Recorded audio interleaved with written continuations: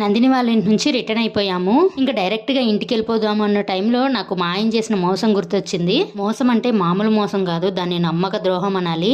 ఏమంటే ఇంట్లో ఉన్నప్పుడు పొట్టి నీకు 2K సబ్స్క్రైబర్లు వచ్చారు కదా, పదా రెస్టారెంట్కి తీసుకెళ్ళి నేనే ట్రీట్ ఇస్తానని చెప్పి నన్ను మా నాన్నని తీసుకొచ్చారు.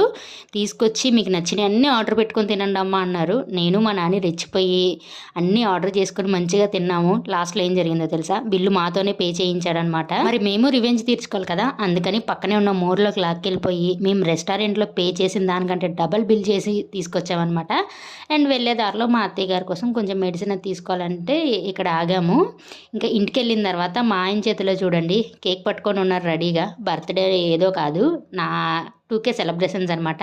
అవి నెక్స్ట్ వీడియోలో వస్తాయి. వన్స్ అగైన్ మీ అందరికీ చాలా చాలా థ్యాంక్స్. అసలు నేను ఎక్స్పెక్ట్ కూడా చేయలేదు 1 వీక్లో 2K సబ్స్క్రైబర్స్ అంటే అది నార్మల్ థింగ్ కాదు. వన్స్ అగైన్ థ్యాంక్స్ అందరికీ.